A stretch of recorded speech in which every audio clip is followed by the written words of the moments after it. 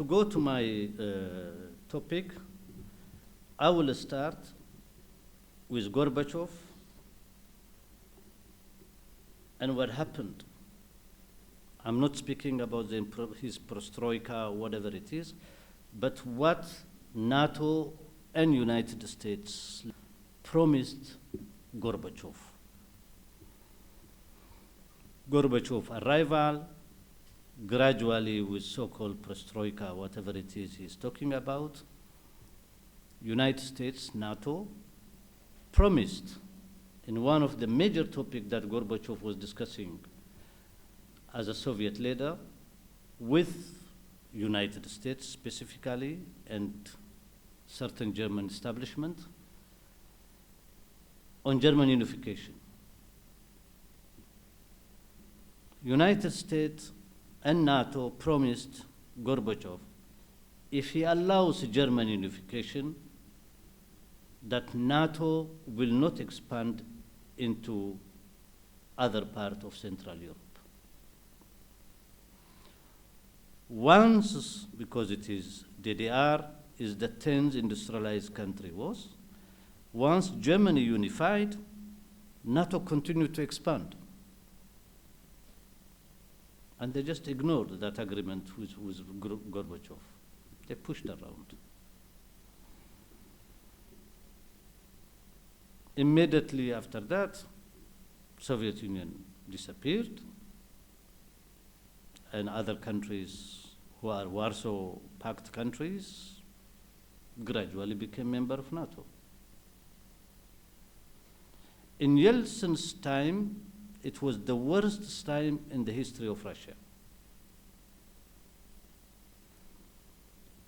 Russia was literally looted and destroyed from inside. Demographically was disappearing. Normally, every year in Russia, 16 million children they should be born. The contrary became, it is negative, even below zero. Suicide became very high. The economy was totally in shambles. The looting of Russian Federation is more than $1 trillion have left the country. The new barons and collaborators who are looted the wealth of the people of the Soviet and specific of Russian Federation, they accumulated a wealth which nobody can imagine. It was a bonanza of theft under Yeltsin. The turning point is once Yeltsin left and Putin arrived, Russia was in a very bad situation and shambles. In the time of Yeltsin, the first thing they did is that in the Russian Federation, there is about 20 million Muslims who live in the Caucasus, Chechnya, Dagestan, and so on and so on. And the Chechen War started there, which destroyed Grozny, brought Russian Federation almost on the brink of collapse. And in fact, Russia was almost disappearing. Economically, her budget, it is looted. Her national resources was looted by external forces with the collaborator from inside. Her scientific studies have been abandoned. Her army was dwindling. There was no research and so on. Even to the extent there was no salaries paid for officers and for everybody in the army. Russia was planned to be dismantled totally, and no existence of Russian Federation. This brought several forces in Russia, forces who are totally dependent, and their fortune also criminal element who accumulated their wealth through looting of the pension funds, the wealth Russia had, and so on, allied totally with Western imperialists and specifically with United States. And US have infiltrated with different think tank and her intelligence service, including Protestant missionaries of Pentecostes, all coming there, the Salvation Army distributing soups for the poorer population, which is Russia. Population was in the fastest rate is getting poorer and poorer. And the looting it was unimaginable what happened there in a very short period. Russia's prestige also was destroyed. It have lost, despite being sitting in the Security Council and a veto right, but Russia, sometimes they couldn't even maintain properly their own embassies. There is no center which is thinking in Russia. A lot of immigrant Russians from the Valsov army, who are remnant of ex-fascists, and so on, came in and created their own organizations and mushroom of organizations everywhere, and demanding also even independence from the different regions of Russia. Russia is too big. Russia cannot be ruled from Moscow.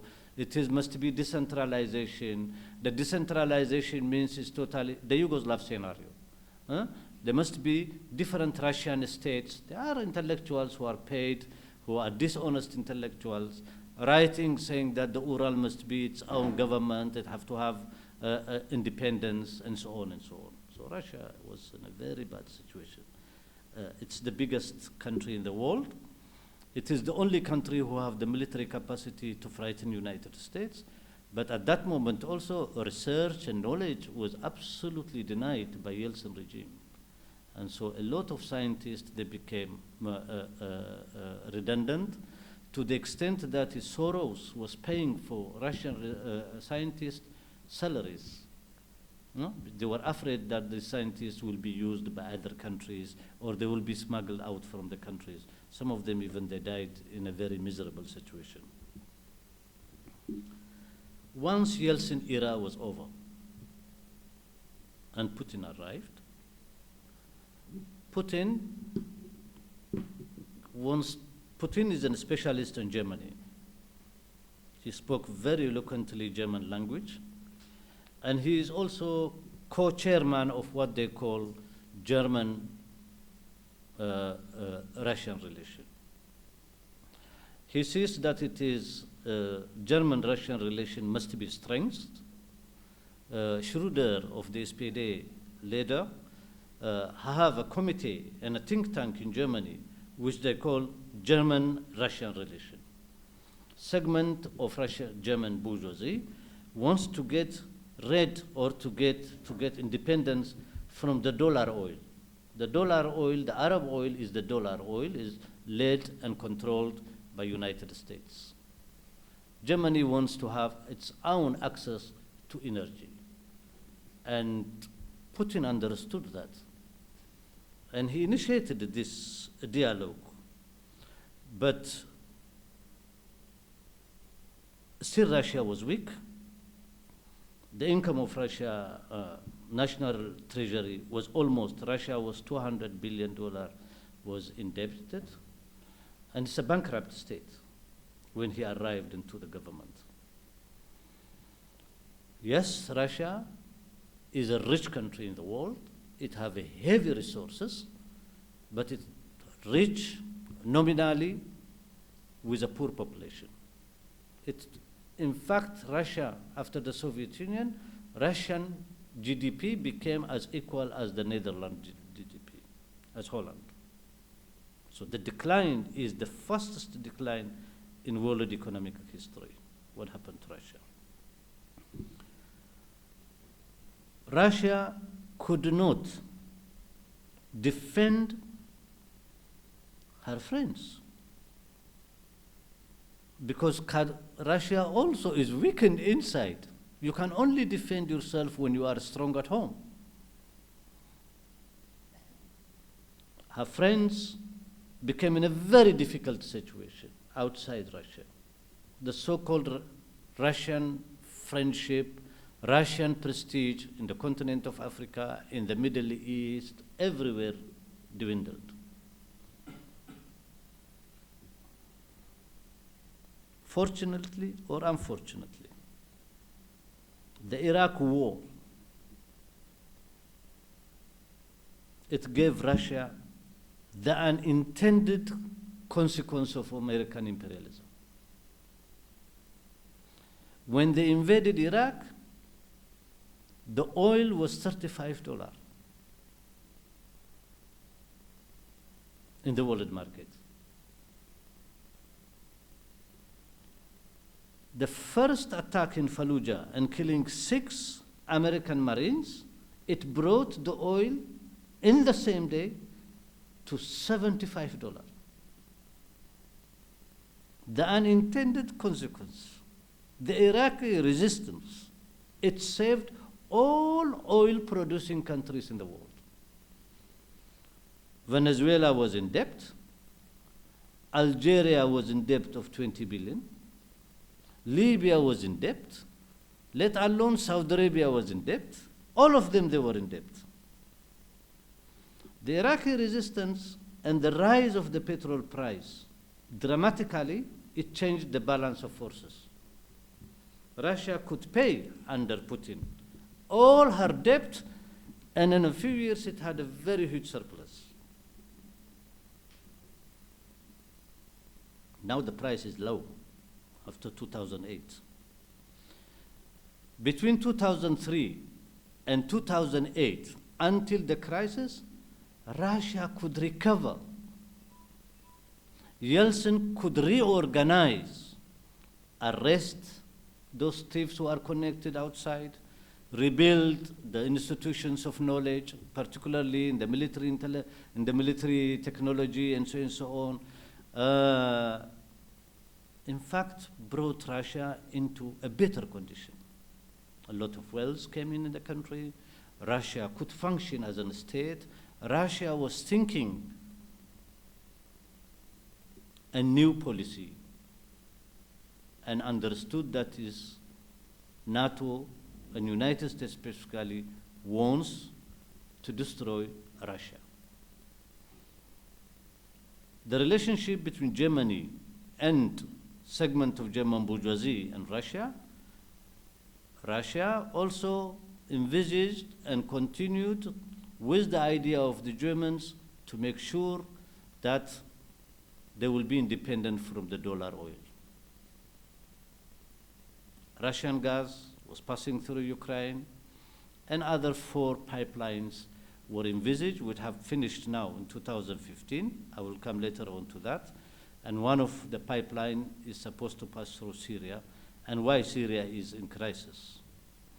So Russian multinational oil companies, in alliance with other oil companies, have envisaged an idea to export their oil and gas to Europe, which literally means weakening the dollar and weakening US oil in Europe.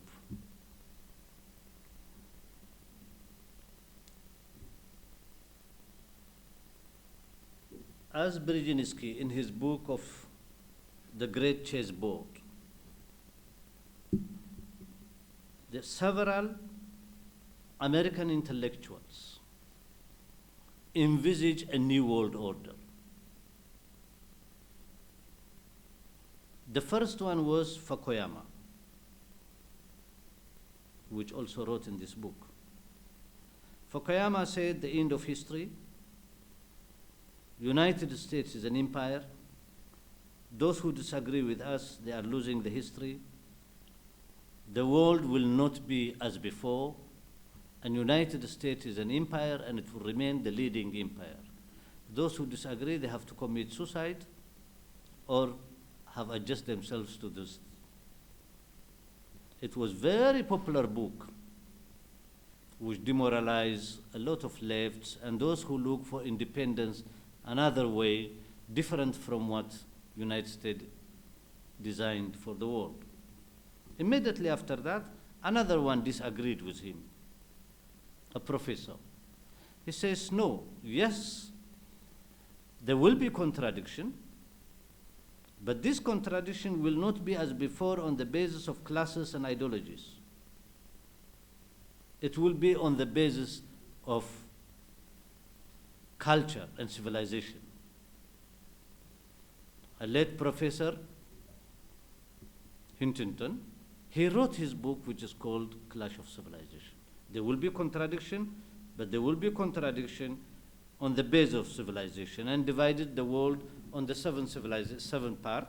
And he says the most aggressive, the most primitive one is the Islamic civilization.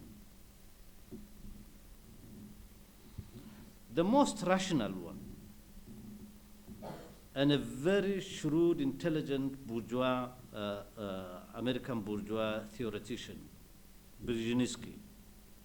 He said, no, all of you talk nonsense.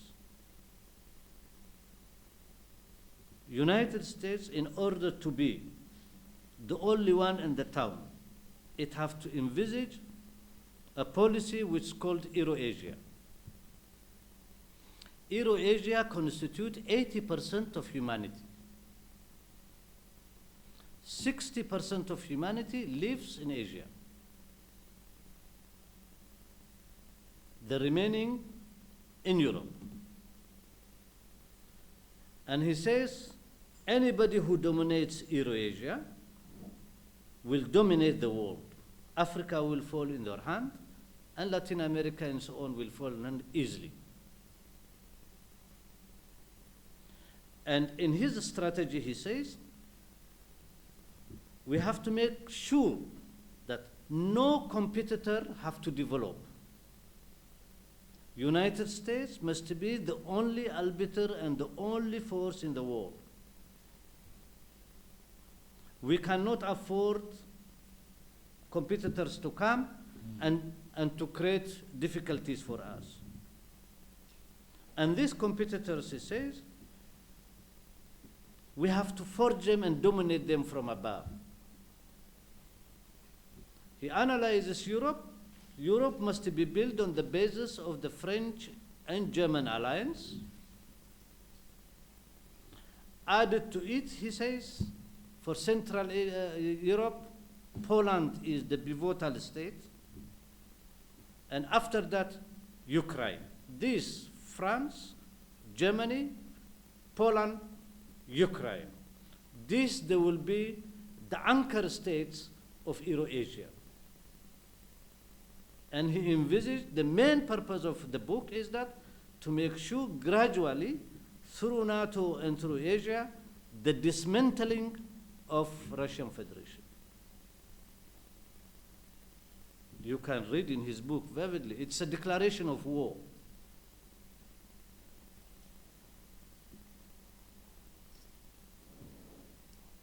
NATO, which promised Gorbachev, in the German unification, it denied and expanded. When Putin came, they also promised him. They promised him the strategical missile shield will not be deployed in Eastern Europe. He believed them. After a while, they ignored him, and the strategical missile shield was deployed in Poland.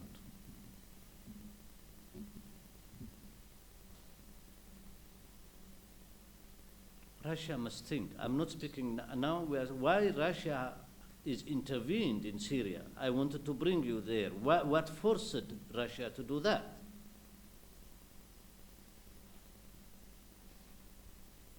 It's a self-defense. There is no way. Before I talk now about Russian strategy, 2001, 11 September happening, another charlatan intelligentsia, American intelligentsia, who had been, and some of them, ex-Trotskyist. They developed a new theory, the PNAC. They say, all this road which Brzezinski is talking about, it takes a long time. Clash of civilization, that is okay, clash of civilization, we can use it for propaganda purpose, but it doesn't give solution. Fukuyama, what he's talking about is not true. We are in balance. When we see the world, there is something is going on, and we are also dwindling. In 1949, the one who designed the foreign policy of United States at the same time who designed the containment, Kennan, he says like this. He published his document in Foreign Affairs in 1947. He says, we are 6%, 6.3% of the world population, United States. We consume 50% of the world wealth. Our objective is to make the gap bigger, not smaller. And he is lecturing in his document, but lecturing also to the State Department for American diplomats who will be deployed outside. He says sentimentalism, like human rights, democracy, multi-party system, and so on, it's irrelevant for us. Our main objective is to widen this wealth between us and the others. And we constitute only 6.3% of the total population of the world. At that moment, they were consuming 50% of the wealth of the world.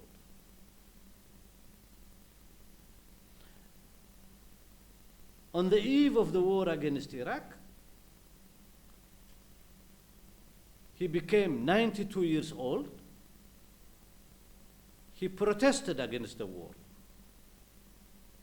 Kennan, the father of the American containment policy. He says, I disagree with the war. It will weaken the United States. We were already weakening. And he started analyzing back, refreshing back. He says, this war will bring us into a gagmire. And it will give the Adam pause, as they call it, for our future competitors to grow. Far-sighted man. The PNAC, they said, no, we have no time now. We have to create the greater Middle East. The greater Middle East constitutes from Afghanistan, the whole Central Asia, and the other Middle East and the Horn of Africa and so on, and later on also North Africa, where the big reserve of oil and gas exists.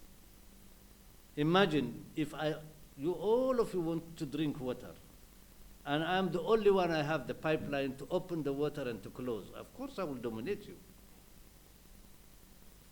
They said they used the 11th September as a pretext, mobilized the American population. They attacked Afghanistan.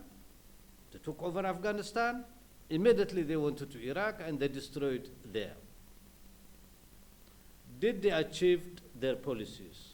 No. United States spent 75 years, reserve of her social security of her people was burned in Iraq and Afghanistan. Finally, it destroyed and created chaos and left. Immediately, the most pragmatic, I'm going to come to Russia, because the most pragmatic one, when they open their eyes, the world have changed.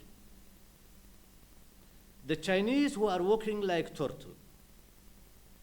One step forward, they look around. If it is danger, they go back. By walking turtle, they became gradually a very big economy. The balance of forces in the world changed.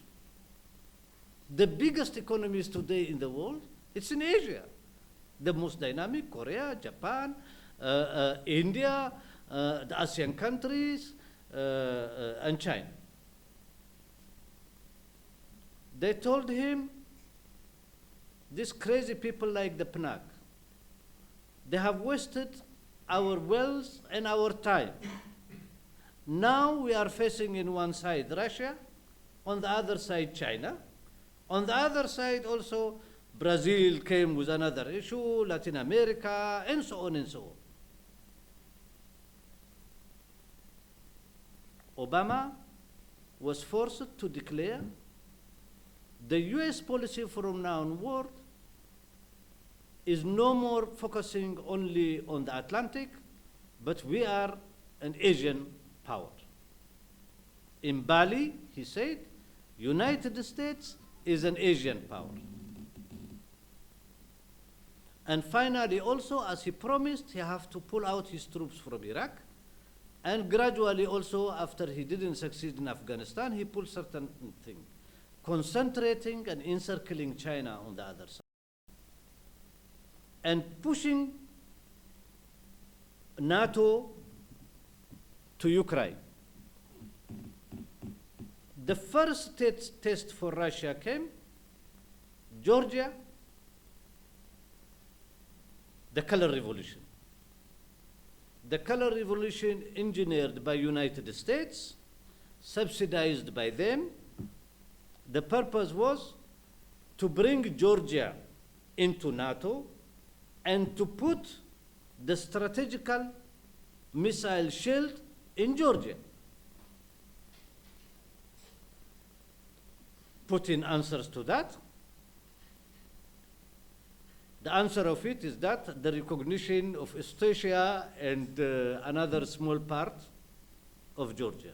So the real Georgia now is divided.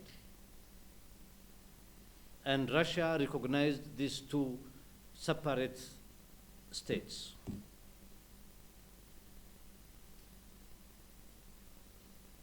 This is the first step of Putin. 2008, crisis in the banking sector in the imperialist countries, which also in a long run became crisis for Russia and the oil-producing countries, because of it went down, and I will speak later on about that. But in this time, Russia understood, and Russian military establishment, Russian think tanks, Russian political theoreticians, they published a lot of books in the concept of Eurasia. They developed their own Eurasia concept, which is creating a new European Union type market.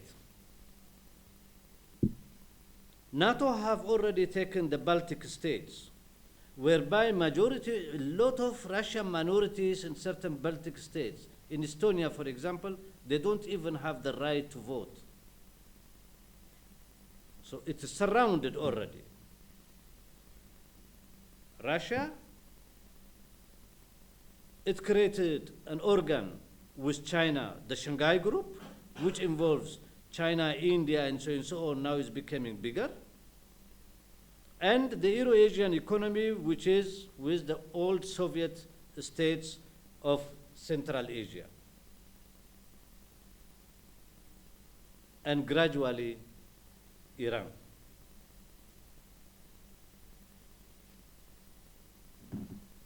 In 2011, the president of Russia was not Putin.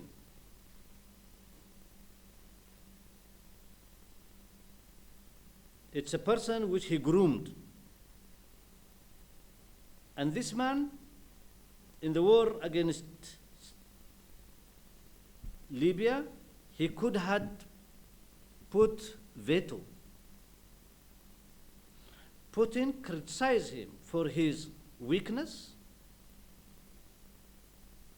and for his shallow-minded and for the faults that he doesn't consult Russian satellites who have proved that all what the Western imperialists have said, that it is Gaddafi's troops have bombarded segment of Tripoli, which is not true. It's a black propaganda. And the same about Benghazi. But he negated it. And one of the reasons to come back for Putin, And he criticized him. And officially there was a debate.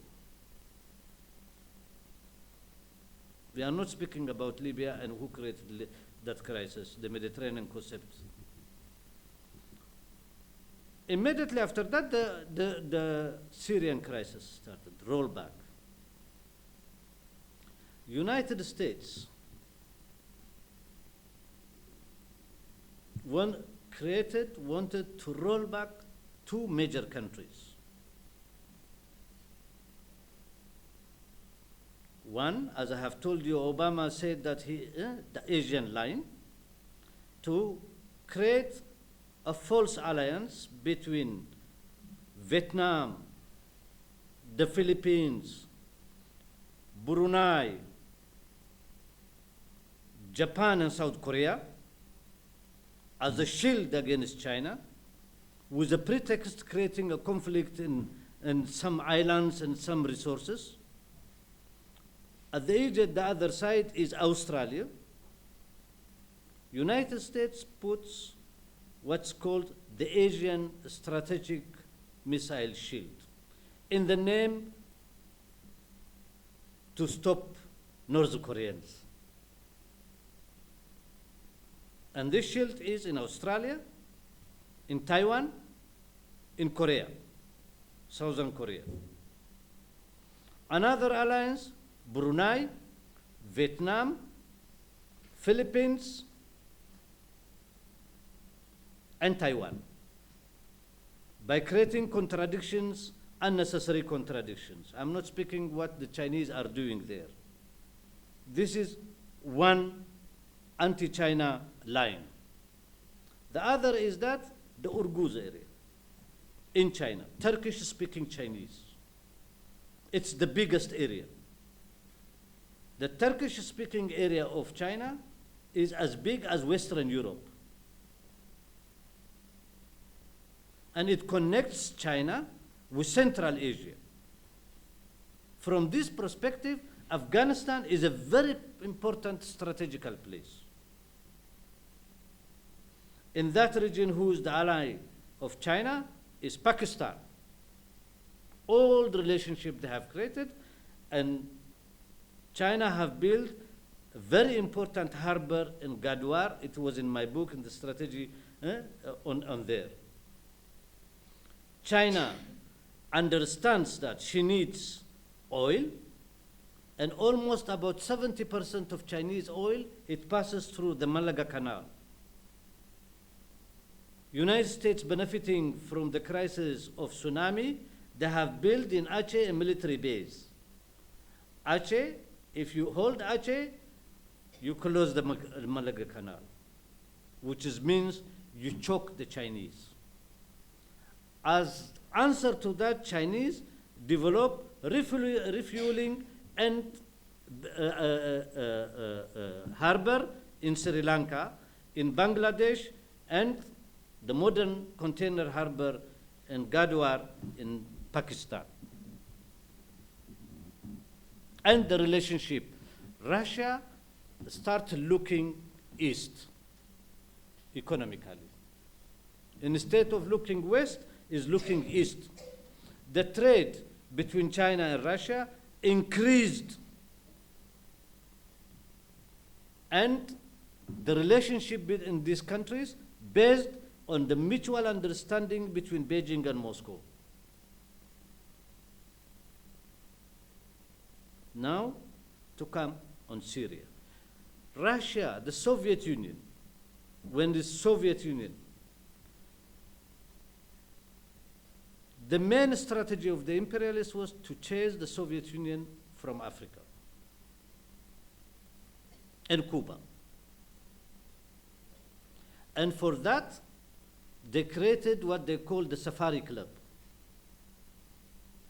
The Safari Club at that moment, it is a safari, the way of going to safari, but it constitutes Shah of Iran, Sadat of Egypt, the French intelligence service chief, King of Morocco, Mobutu Sese Seko of Zaire, the apartheid intelligence service boss chief, and the Mossad. and Colby of the CIA and the British intelligence. They used to meet every 6 weeks, and the main concept is to remove Russian Soviet threat in Africa, specific in Angola after the defeat of the apartheid state in Angola, and to remove the Cubans. With retreatment, Russia, the only place it had a very strong relationship with Syria remained. There is no place for Russia in the Middle East. The only place it has also a military base, a harbor, where Russian fleet to come into the Mediterranean Sea, and in the Red Sea, it is the harbor of Syria. The relationship between Syria and Russia, the Soviet Union, in the time of Soviet Union, and now it is a cordial and it is a very strong relationship. The other shield, the strategical missile shield, one was put in Turkey in support of Israel. Another one is with the support of Saudi Arabia in the Gulf countries. So Russia is literally, and Iran literally, they are encircled with NATO. To conclude, finally, NATO wants to finish the job. The puzzle must be removed from there and weaken Russia's presence gradually, and weaken also Iran, and strengthen the Arab reactionary forces in the Middle East, led by the Gulf and Saudi Arabia. That puzzle is Syria. You remove Syria, you divide Syria on the so-called federation, Alawi federation, this Balkanize it, Bantustan, Somalization of Syria. The project is simple. Somalization of Syria, Somalization of Libya. Once you cut and you break the state apparatus, it will be very difficult now to bring it and to jam it together. The concentration in Syria is to remove the Baas party and its alliance. And you use the most backward reactionary element, most of them mercenaries, fascists from outside, paid by the Gulf and Qatar, and supported and released through NATO corridor of Turkey. Turkey have regional ambition, wants to be the only dominant one. First of all, Turkey is interested in the textile industry of Syria. Syria is the only country in that region who have a very solid textile industry. And Turkey was interested in that. Factories have been dismantled in this war, and it was sold in the market of Turkey. Turkey, with a new neo-Ottoman policy, in alliance with NATO, to expand in Central Asia, which it didn't succeed, in the name of pan-Turkism. But most of the Central Asian politicians, the people, they don't speak anymore. After the Soviet Union 70 years, they speak better Russian than Turkish. So Turkey didn't succeed on that.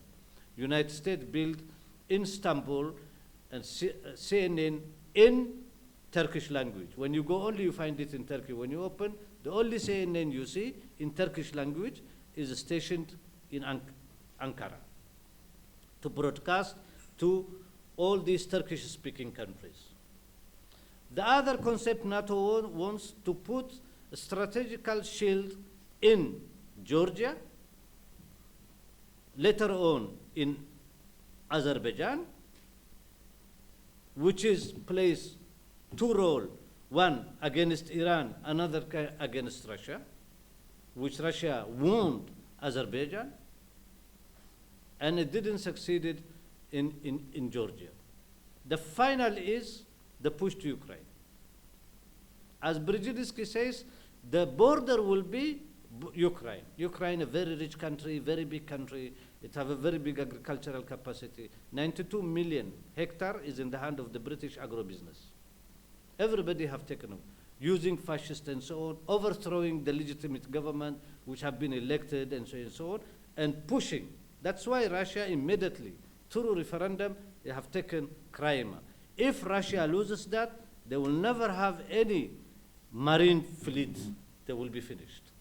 Neither in Syria, neither in the Caspian Sea, which now they are using it as a shield against the terrorists and so on. Is Russia an imperialist country? Is it Russia wants to dominate Syria? I don't think so. Russia is defending herself and her friends. The other interest of Russia, apart from the big picture that she wanted to support, there is a major other problem which is very, very immediately dangerous for Russia. If these fascist Islamists win, 8,000 of the combatants who fight there are Chechens and Dagestanis. These ones will go again and will open a war in the Caucasus, which will bring Russia down and even the beginning of the end of Russian Federation. On the other side, American imperialism encouraging segment Japan to establish her militarized Japan against China and Korea. And this side is Ukraine to put the strategical shield there, and from there to incite anti-Russian. In fact, Russia will collapse. And Russian army will be a pinit to defend itself. So it's normal. Russians now realized they have to intervene. They have to give a cover. Until now, the army was fighting this terrorist of Syrian army. Only 35% of Syrian army are engaged in the battle. The remaining 65% is in the front line with Israel. Israel have an interest of dismantlement of Syria, one, and weakening its army or destroying its army. Israel, the most ally of NATO. Third, once it is, the other project of her is that to remove the Palestinians from the refugee camps, to go to Latin America and so on to be refugees. The issue of returning back of refugees will be closed. Third, defeat Hezbollah. Fifth, weaken the resistance in Palestine. You can only do that if you remove the regime in Syria. Syria is the most important puzzle. The Arab sheikhs with NATO. There is now in the Gulf, there is NATO forces, including France in United Arab Emirates, and the strategical shield. Russia's intervention in Syria is a matter of survival. And they will fight for it until the end. I don't see any other logic for Russia to hold her hand and watch gradual destruction of Russian Federation. There is 20 million Muslims in Russia, the other is not, they are Russians, but it's a very big and huge area. It's a federal state.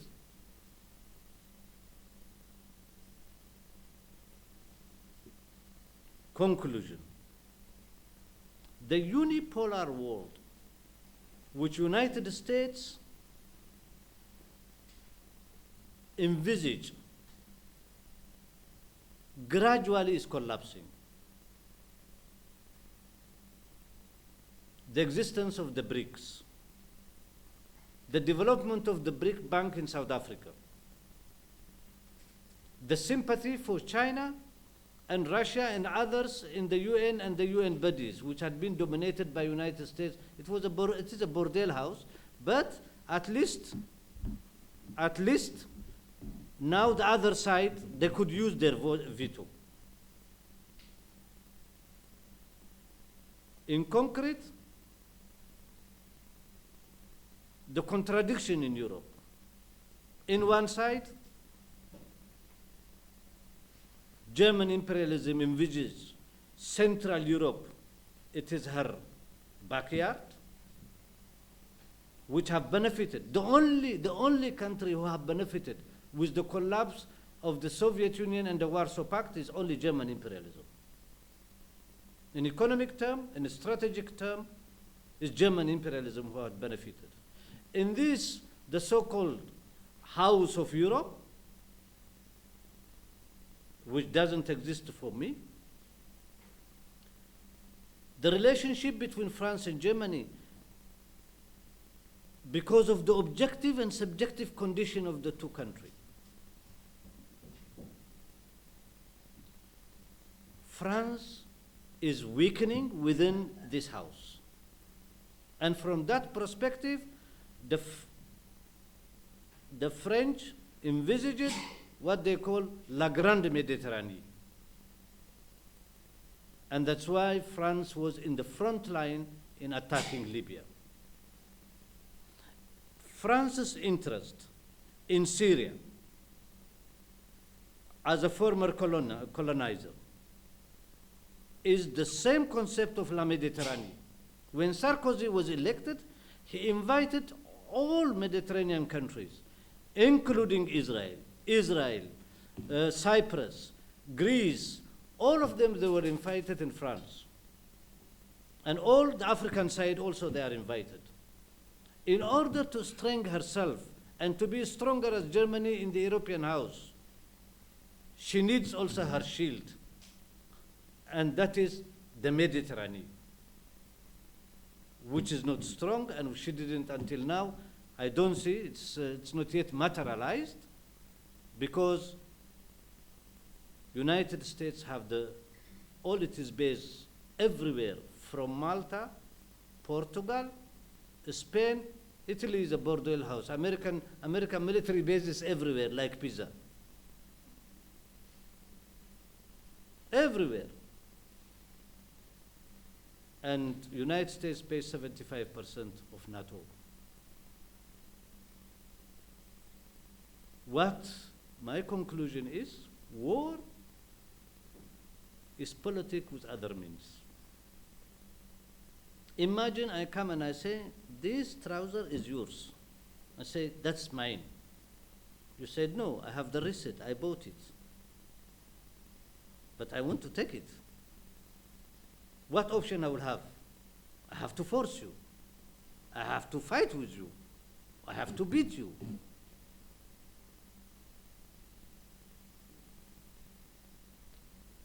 I think, yes, they destroyed Syria, but they couldn't destroy Syria as in Libya. Conclusion, they thought Syria, and here is that it is the unintended and the narrow understanding of the imperialist intellectuals, thought that Syria is ruled by a minority Alawite, while the biggest number, officers and generals and the army from soldiers on the ground and up, are Sunnis. And defection from Syrian army doesn't constitute even 0.1% until today, the 5th year of the war.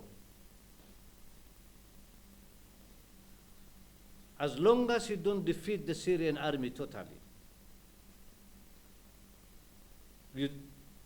the fascists or those terrorists, they will not succeed.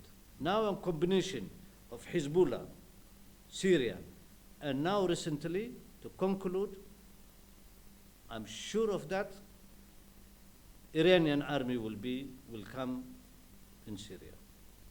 So it will be a real fight, and we will see what NATO, how he will behave. And NATO-Turkey election is coming, his popularity declining, and Turkey is playing with fire with herself, and probably that this war can be transformed into Turkey.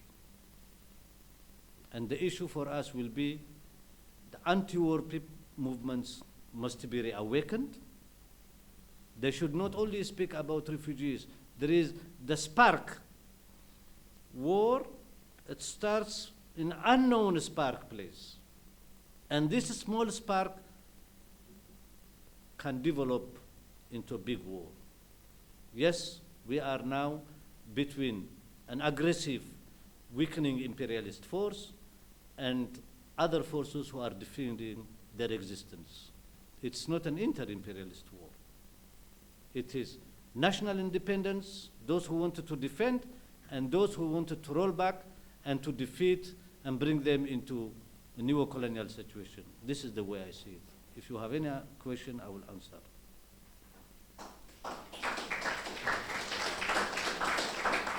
Yeah, you talked about the risk that the war extends to Turkey. Could you maybe develop this a bit more shortly? So if there's any other... Could you tell us more about the attitude of China at the moment? Yes, I think you mentioned the UAE. Like, what is their involvement in this situation? The European Union. No. The United Arab Emirates. Yeah. Yeah.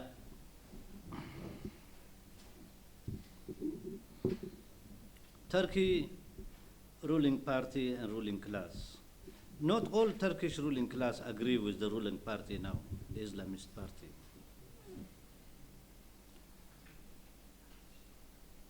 Globally, Turkey, to give you an example, Turkey in airways, in the business of airways, it have defeated Air France, KLM, and Lufthansa in the African continent. Turkish Airways flies to 52 countries in Africa. You just go in and Google and see where Turkish Airways flies.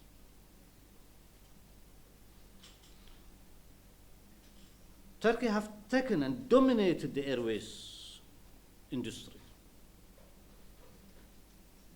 In the African continent, I'm speaking, also in Asian continent. Second, Turkey have the third largest cement industry in the world.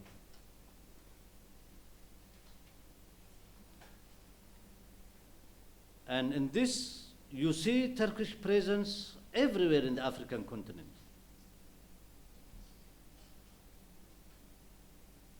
Turkey from the 60s on have developed her cement industry, connected it to highways building. Most of the highways which is built in Saudi Arabia, in the Gulf countries, are built by Turkey in the 60s and in the 70s. And it made fortune out of that. Turkey also is doing this in Africa now. Their major competitor is Chinese.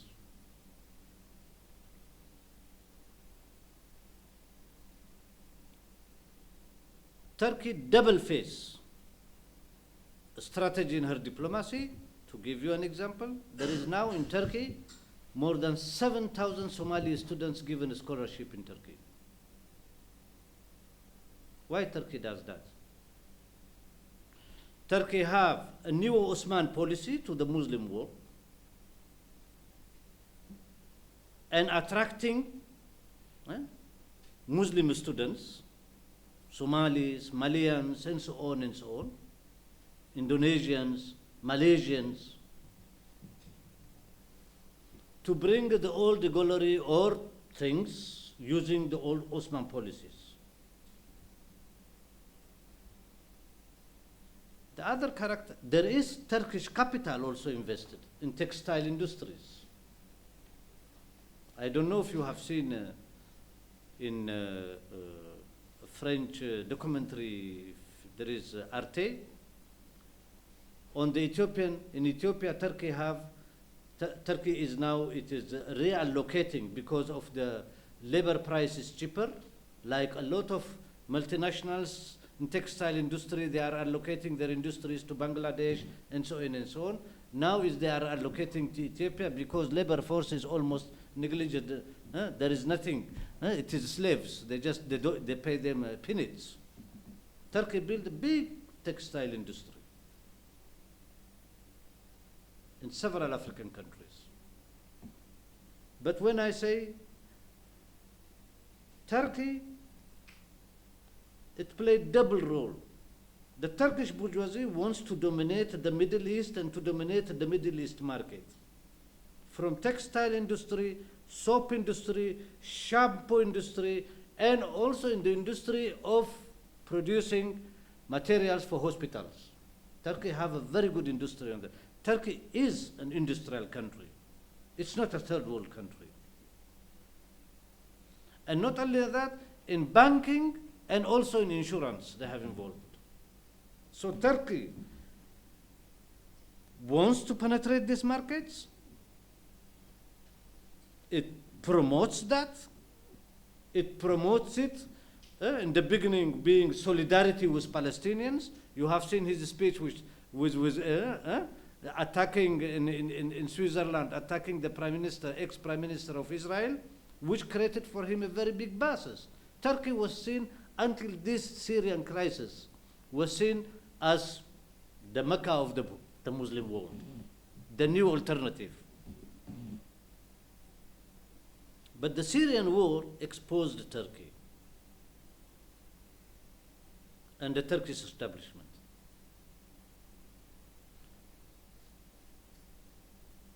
The PKK, the Workers' Party of Kurdistan, it will never have existed unless it was supported by Syria. Öcalan and his combatants, they were trained in the Bekaa Valley in the past. Finally, which made the Turkish army exhausted in that people's war. Today, Kurdistan and the Kurds are not mountain people. They are not peasants only. Their peasant number are declined. They have a good number of working class. Urbanization increased. They are exposed to the world. There are more than 2 million Kurds in Europe. I don't know if you have participated in their New Year feast in Cologne, in the stadium. They can mobilize 100,000 at one time. This renaissance of the Turkish the Kurd renaissance, in Turkey, nobody can stop it. In fact, now is ignited.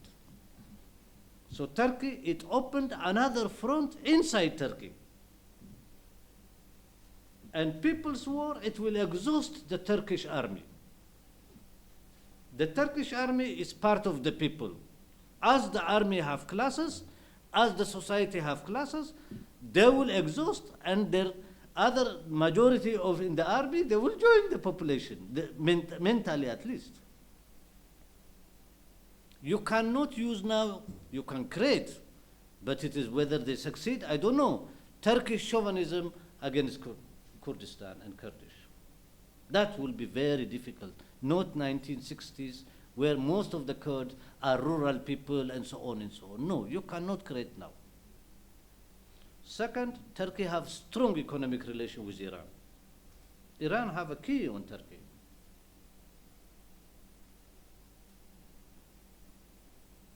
It's not only in Turkey, also in Azerbaijan. Nagorno-Karabakh, the small island where there is Armenians are living, that the diplomatic relationship between the Turk and Armenia was at least softened because of the Iranian diplomacy and the Iranian Armenians and the Syrian Armenians. That is why that it is Turkish Airways now can fly to Barivan, to Armenia. But Turkey, Erdogan, he is destroying, he climbed up very up, but he is throwing the leather he climbed up. Maybe he will, finally one day he will throw everything and he will be hung there alone.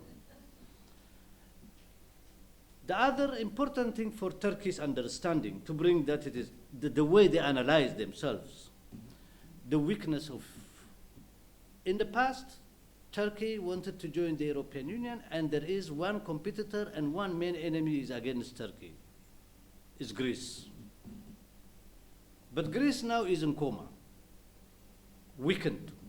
It cannot stand against Turkey. That's a fact. So he thought with all this they calculated, I'm reading their own documents, and they are releasing some new Ottoman documents. You have to go and look it in their websites, they release. But what I think is that the terrorists who are in Syria, what he will do with them when the ground forces they make now already started the offensive. 169 terrorists of Hizb al-Nusra, they ran away with their weapon to Jordan. The Jordanian troops stopped them and took from them the weapon. Because the Jordanians also, they say, if this, we send them to be killed or to do something, but they should not come back with their troops, because they will create problem for us. What you are going to do with this virus you created? There will be a ground offensive. And now I read in the imperialist countries, and even in the most advanced one, they insinuate that Russia have to put ground forces, and if she have put in ground forces, Russia, it will be another Afghanistan. It's not true. Afghanistan is something else, and Syria is something else. As I have mentioned, Syrian army is intact. The command is intact. Now, Damascus is cleared, most of it is peaceful. Big part of other areas is full. Qalamun in the south is clean. I don't know how many of you speak Arabic, because I follow all the television in Arabic. I don't follow this gutter garbage places of Europe. You wanted to know? Engels, Friedrich Engels, he spoke excellent Persian and Arabic. And one of his reasoning is, those who doesn't understand the language of big languages of the world, they don't understand the world.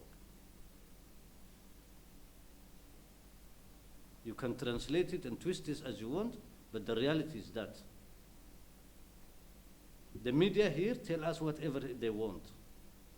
But in reality, on the ground, the debate in Syria, it is a united front state.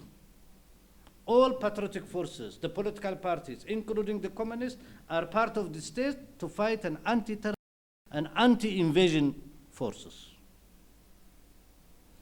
Their friends who are coming, they are helping them on the ground.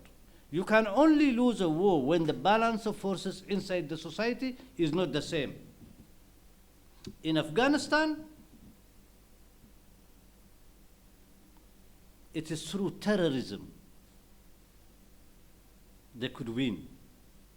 Second, the sociological level of Afghani people at that moment was very, very backward and connected to clerical thinking, not in Syria. The middle class in Syria is very big. The socialization, the woman participation in that country, the sociological and psychological composition of Syria is not Afghanistan. Syria is a modern state with a modern classes. So these terrorists who brought with Quran and so on, and with the terrorists from outside, they destroy, yes, they kill, but they cannot build a society in the future better than what Syria have. They cannot attract Syrian women. They cannot attract the Syrian poor classes. They cannot attract the Syrian peasant. They cannot attract the Syrian working class. They cannot even attract the liberal bourgeoisie in Syria. These are the people who wanted to close all the schools and put Sharia. They wanted to put Syria into the Middle Ages with burqa and so on. Even the so-called liberal Syrians, which the CIA is supporting, they don't have even, this morning I was listening, they don't have even 300 soldiers. Everybody was defecting from them. Conclusion, who is on the ground? On the ground is the special forces of United States and Great Britain and France. Special forces dressed as Daesh, with a new Land Cruisers and a Daesh clothes. When this offensive goes further, then also the bodies will come. The last fronted line, it is the special forces. They say they are fighting Daesh, but they were wearing the Daesh clothes and they are fighting Syria. And I didn't mention later on China. China, I think we should understand Chinese thinking.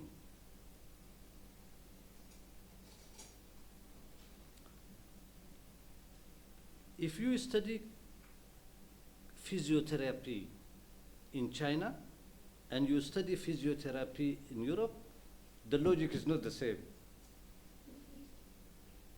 Chinese physiotherapy, soft, but be strong. They don't confront us.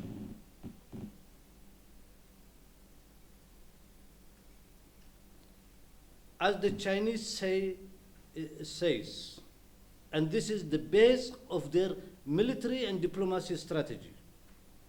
If you want to boil, what is this, a frog, and you wanted to eat a frog, how did you boil it?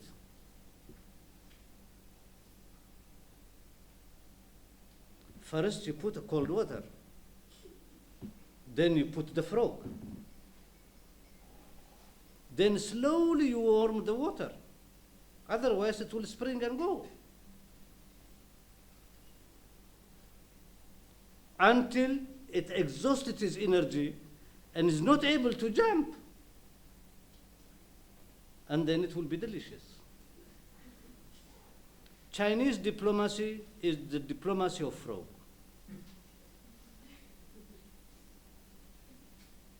Only heat it slowly. If you heat it quick, the frog will jump. You have to be an expert of temperature of the water. Always had been like that. Chinese will, in the UN, they will stand with Russia in a very soft way. They will wait the last moment, and then when it's vote, they will put the vote. Secondly, is national interest. Any defeat, any change in the Middle East, it is a choke for China. China is absolutely dependent with the oil of the Middle East.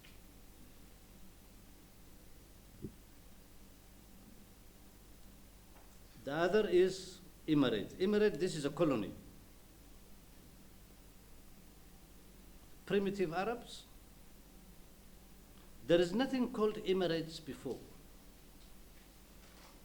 Emirates is an invention of the British in 1960, after the South Yemeni Revolution. They brought primitive sheikhs and put for them a geography and gave them a flag. In United Arab Emirates, and Saudi Arabia and so on, these are the most primitive group. And of course, oil is sold in dollar. They put their money in the West. They are ordered and so on. They buy equipment from Britain and so on. When Britain had a crisis, they go and buy the most sophisticated planes and so on to support, budget support for the British imperialism and for United States. These are de facto colonies, but they are very strategical. Saudi Arabia and the Gulf Council have in total 55% of the world reserve of oil. And that is an American oil.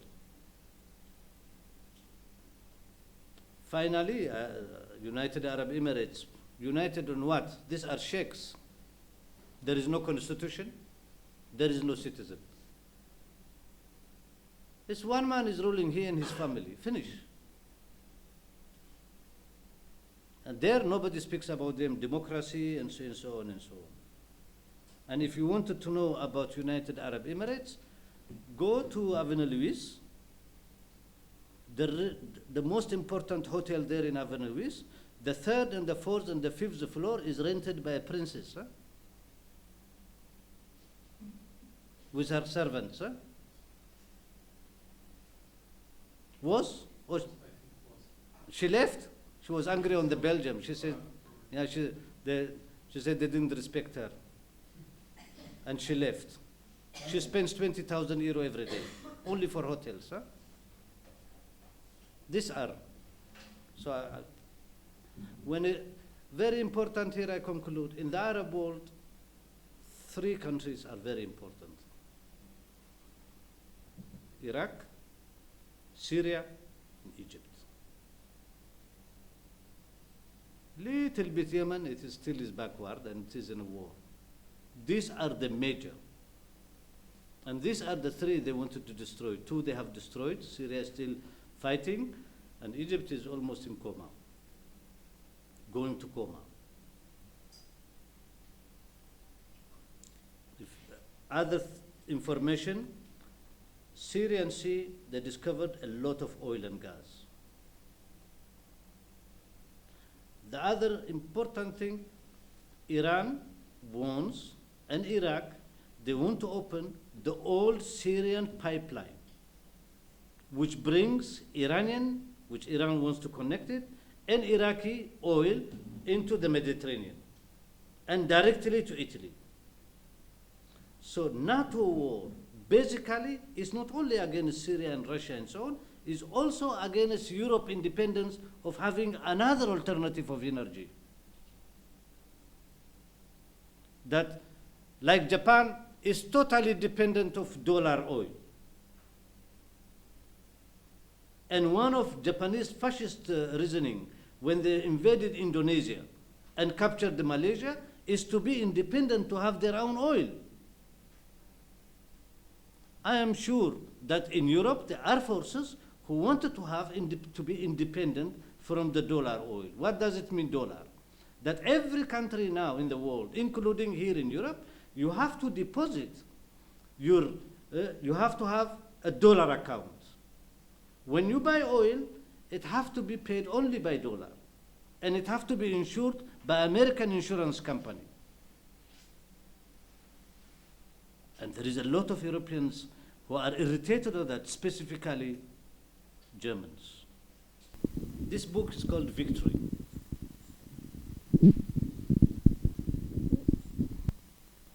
Victory against the Soviet Union.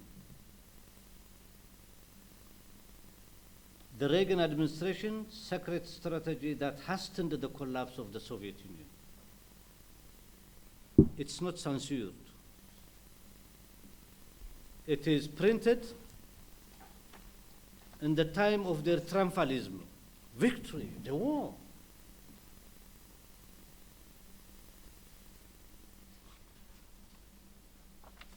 Hold on,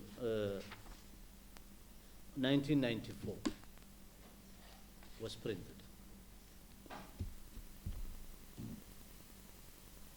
And they hope the same victory against Russia. I want you to read this book. You can find it in the library. What are the strategies are utilized against the Soviet Union? And I will mention that, and what now they are trying to repeat and they are doing. 1, using Islamist forces with the support of the Gulf and United States and Europeans in Afghanistan to roll back, to defeat or send mosquitoes to the Soviet Union, which they have succeeded. They have succeeded because the alliance they had at that moment, including China, was allied on this war. Supplied troops, not troops, weapons and money. The Soviet Union was alone. They hung up from them from everywhere.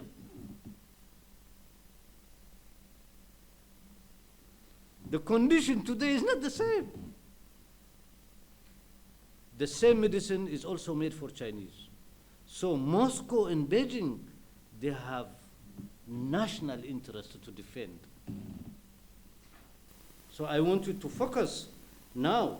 There is a danger, and you young people that you can catch up and understand that they are engineering. The general crisis of imperialism is equals to war and destruction.